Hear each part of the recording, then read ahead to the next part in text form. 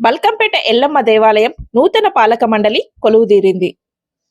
Congress party అధికారంలోకి వచ్చిన తర్వాత ఏర్పడిన తొలి పాలక మండలి ఇదే. ఈ పాలక మండలిలో సాధారణ మహిళా భక్తులకు చోటు లభించడం గమనార్హం. నిత్యం రద్దీగా ఉండే బల్కంపేట ఎల్లమ్మ దేవాలయంలో భక్తుల సాధక బాధకాల పట్ల అవగాహన ఉన్నవారితో పాటు గతంలో ఆలయ అభివృద్ధికి చేయూతనందించిన వారికి అవకాశం కల్పించడం పట్ల తెలంగాణ పిసిసి ఉపాధ్యక్షురాలు, సనత్నగర్ నియోజకవర్గం కాంగ్రెస్ ఇన్ఛార్జ్ డాక్టర్ కోటా నీలిమ, తెలంగాణ దేవాదాయ శాఖ మంత్రి కొండా సురేఖ, జిల్లా ఇన్ఛార్జ్ మంత్రి పొన్నం ప్రభాకర్లతో పాటు ప్రభుత్వానికి కృతజ్ఞతలు తెలిపారు.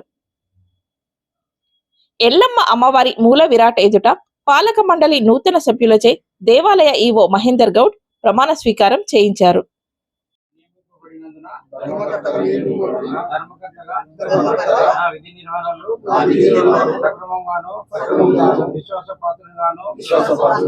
శక్తివంతులు లేకుండా న్యాయబద్ధంగాను నిష్పక్షపాతంగాను దురాలోచన లేకుండా దేవస్థాన అభివృద్ధికి కృషి చేయగలను.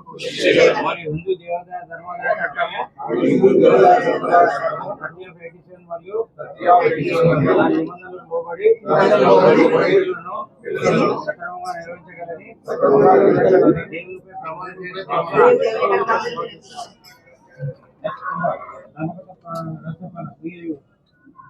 ప్రమాణం మీ పేరు చెప్పుకోండి.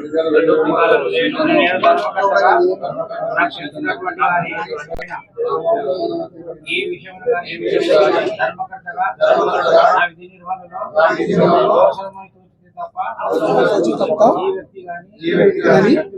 వ్యక్తులు కానీ పరోక్షం కానీ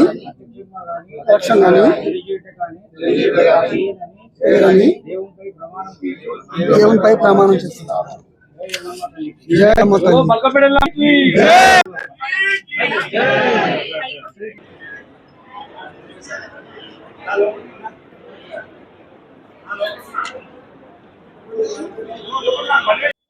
ఈ కార్యక్రమంలో పాలక మండలి నూతన సభ్యులు వారి కుటుంబ సభ్యులతో కలిసి పాల్గొనడం పండుగ వాతావరణాన్ని సంతరించుకుంది. ఈ సందర్భంగా డాక్టర్ కోటా నీలిమ మాట్లాడుతూ, ఇవాళ బల్కంపేట్ ఎల్లమ్మ తల్లి ట్రస్ట్ ఓత్ టేకింగ్ కోసం మనమందరం ఇక్కడ గుడికి వచ్చి ఉన్నాం. ఫస్ట్ టైం ఏదైతే కాంగ్రెస్ ప్రభుత్వం వచ్చిన తర్వాత ఫస్ట్ టైం ఈ బోర్డు కాన్స్టిట్యూట్ అవడం జరిగింది. దీనికి మా ధన్యవాదములు ఇన్ఛార్జ్ మంత్రి గారు పొన్నం ప్రభాకర్ గారికి, ఎండోమెంట్ మినిస్టర్ కొండా సురేఖ గారికి, అలాగే మొత్తం మా ప్రభుత్వానికి మా ధన్యవాదములు. ఒక మంచి బోర్డు, మొదటిసారి సామాన్య జనుల బోర్డు ఎల్లమ్మ దేవాలయానికి ట్రస్టీస్గా వచ్చారు. దీంట్లో కొంతమంది వైట్ రేషన్ కార్డు వాళ్ళు ఉన్నారు, ఆర్థికంగా బలహీనంగా ఉన్న వర్గాల నుంచి ఉన్నారు. అన్ని వర్గాల నుంచి ఒక్కొక్కరిని తీసుకోవడం జరిగింది. అలాగే మహిళలు కూడా ఎక్కువ శాతంగా ఈ బోర్డులో ఉన్నారు.